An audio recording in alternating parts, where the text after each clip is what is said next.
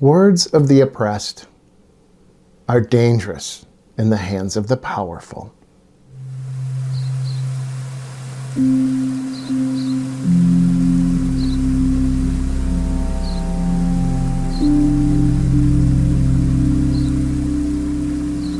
Hello everyone, I'm so glad you've joined me this week. I'm Christian Nielsen, and in the words of John Oliver, it has been a busy week.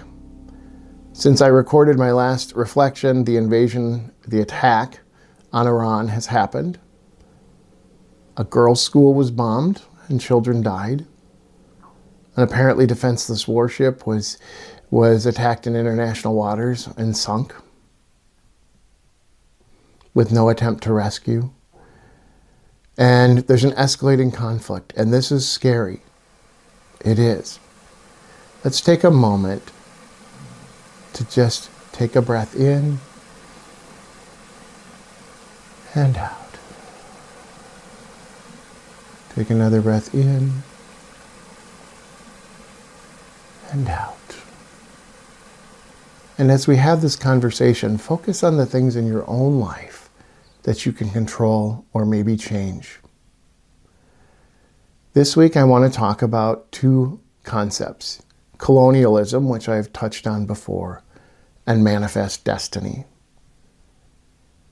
We live with the legacy of these things still today, especially our siblings of color. It's a legacy that stole land, that deeply harmed people, that enslaved people, and that built unjust systems that we are still needing to work on dismantling today. It's a legacy and a mindset with deep roots. I believe I've talked about this before in my reflections previously, but some of it goes back to the book of Exodus from the Hebrew Bible. Exodus is a story of liberation. That's what it's meant to be, but it's also problematic in some ways.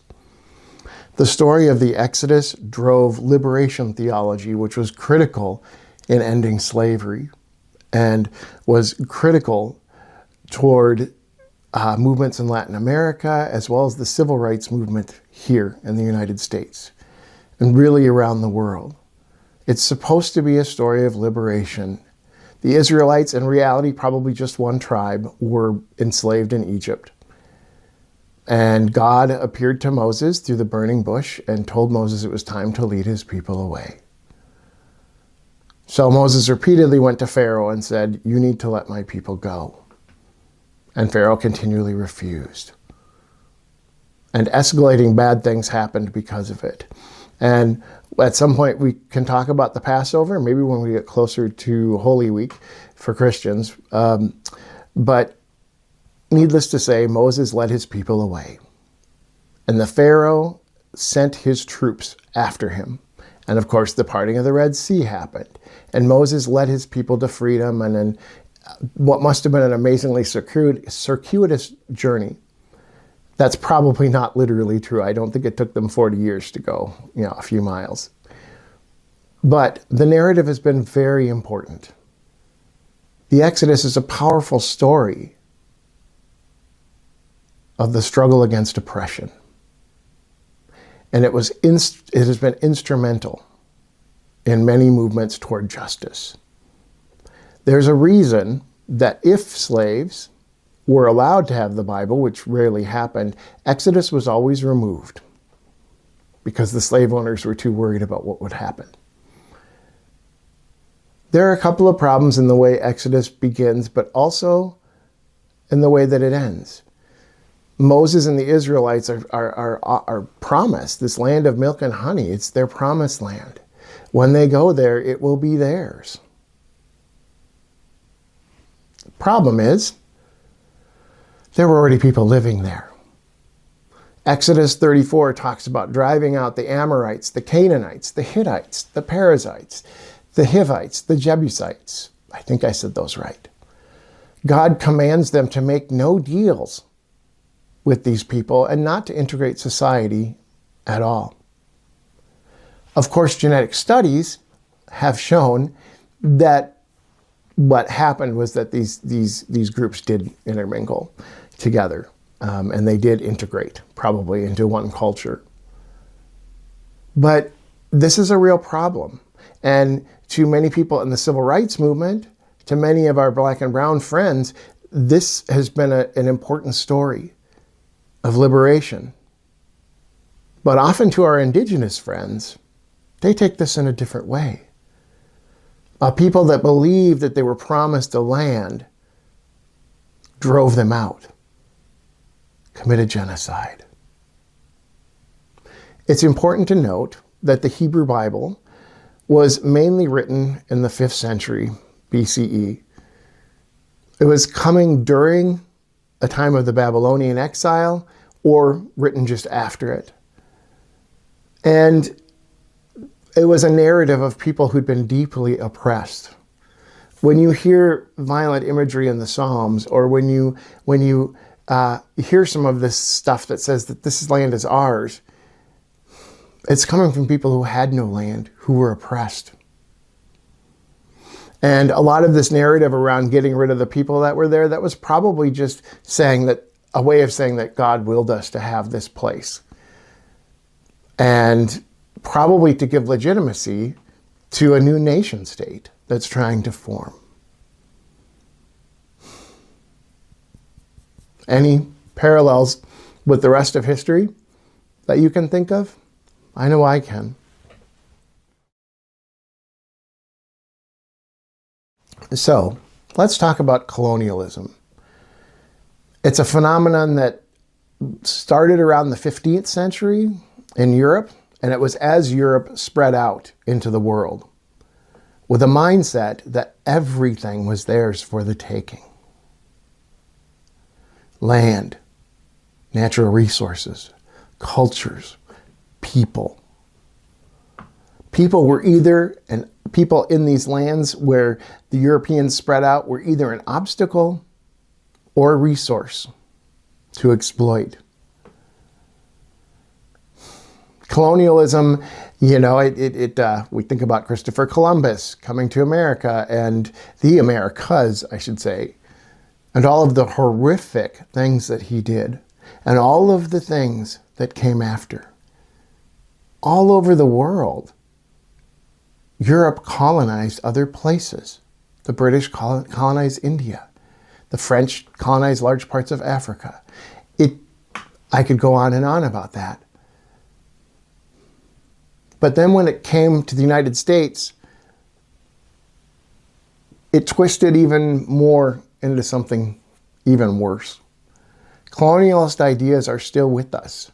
The idea that things are there for the taking. The idea that, the people there aren't using the resources. They don't know what to do with their land, so we're going to take it from them and do something more productive because we are superior.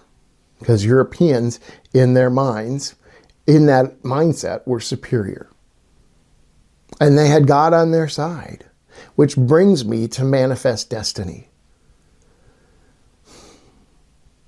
Manifest Destiny was sort of based, as well as colonialism, based on some of these ideas from the Hebrew Bible about a promised land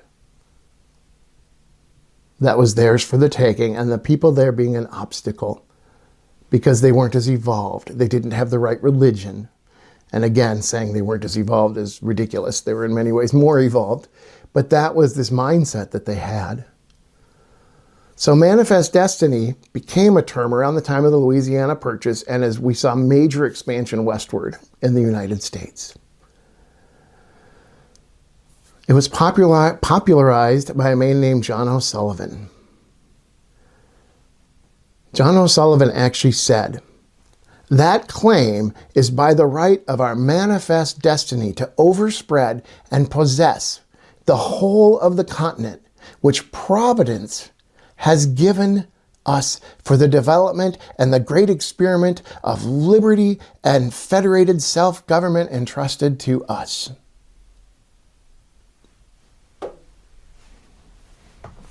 So just like the Israelites, he believed we were promised this land, and forget whoever was already there.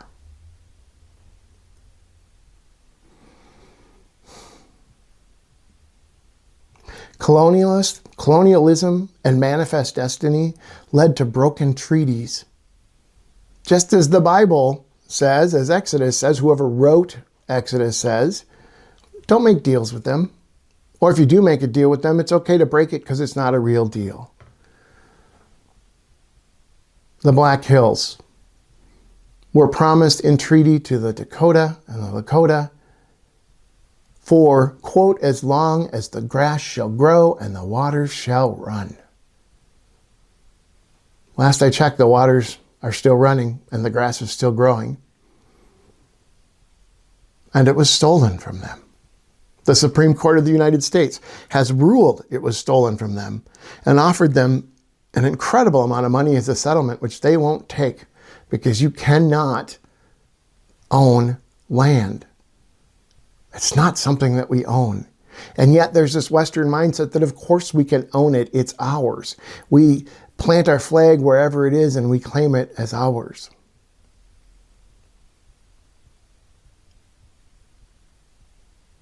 And it's still alive and well today. Looking at colonialism again, Wikipedia defines colonialism, says that colonialism monopolizes power by understanding conquered land and people to be inferior, based on beliefs of entitlement and superiority, justified with beliefs of having a civilizing mission to cultivate land and life, historically rooted in the belief of Christian mission. The inferiority of belief. If you read what early Christian missionaries said about indigenous people here in the U.S., it would make your blood boil or curdle or something. It's horrific, the things they say, including accusing them of devil worship. Believing the people to be inferior. What is another word for that? It's white supremacy. These were the things that built these concepts of white supremacy that to many are still embedded, almost in our subconscious. So, where are we today? Our administration invades Venezuela, and what did they say? They say Venezuela's oil is our oil. No, it's oil underneath the feet of the people of Venezuela. It's not ours to take. And let's not even get started about climate change and all of that, because still dealing so much in oil and thinking with policy based on oil is a destructive way of thinking to begin with. One thing that raised alarm bells for me was early in the second Trump administration. They started again to use the term manifest destiny.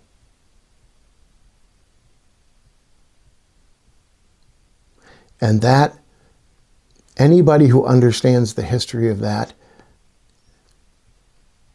should get your attention.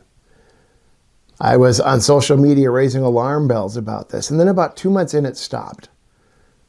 They stopped using that language, I think because somebody said, hey, that's just too transparent for what our aims are here. But we want to conquer Greenland?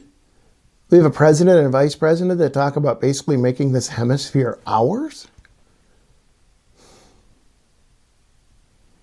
It would seem colonialism and manifest destiny are not things in our rearview mirror, are they?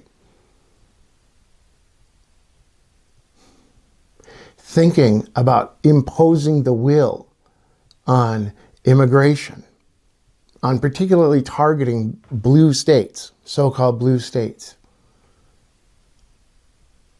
and deciding that even people who have come here legally don't belong here because this is for us.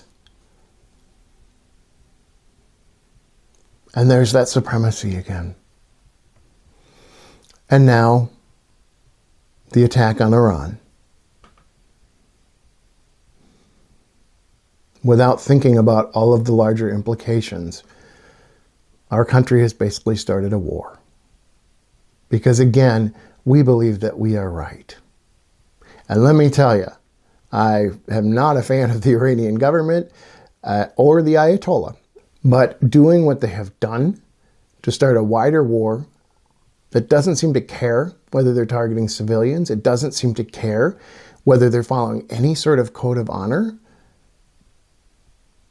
and putting at risk millions in the region. That's once again Americans flexing their manifest destiny and flexing their, we are meant to do this and we can do this because we are superior.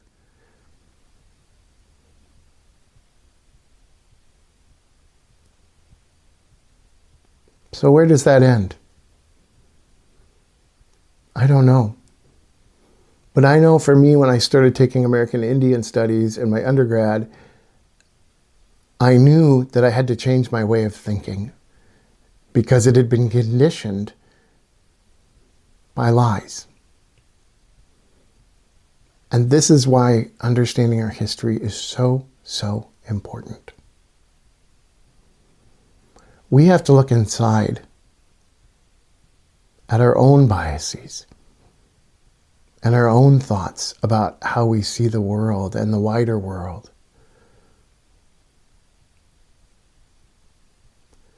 We need to stop this idea that people have that because we're Christians, we can own anything. And you may check my reflection from a couple weeks ago when I talked about when Christianity wed itself to empire. Because that's our Christianity went terribly wrong. We have to look at ways that we have been, in a sense, in our own minds, colonized. Call that woke if you want. I'm fine with that. And we need to look at the systems. We need to listen to the voices of people who have been affected by colonialization and manifest destiny. We need to listen and stop thinking that we know the way. Listen to those voices. Elevate those voices. Bring them into your own heart. And think about that. And be willing to challenge false narratives. And they are false. No matter how many signs get taken down at the Smithsonian or at national parks, these things happened. And these things, in some sense, are continuing to happen. May we organize and work and support leaders who don't have colonizing attitudes or that want to work for justice. Those are one and the same.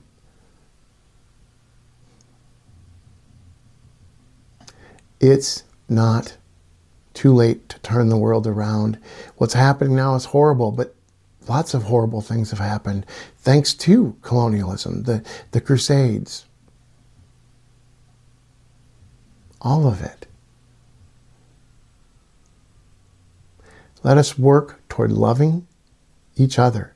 Let us work toward seeing all of us as relatives and neighbors.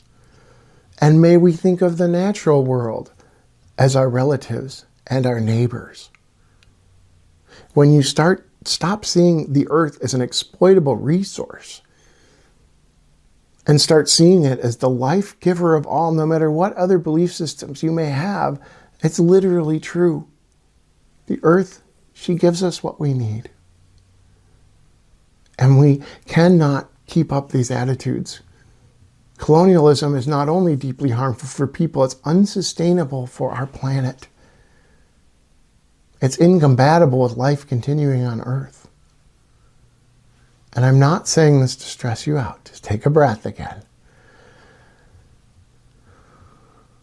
We can change it. And you know what? We can start changing it by even looking at the world around us. And I don't mean that in just a trite way. But who are the people in your area of the world who are suffering? Who can you help? Whose voices can you listen to and help to elevate? And how can we as people come together and organize against these systems of injustice that are still with us and toward these destructive mindsets of colonialism and manifest destiny?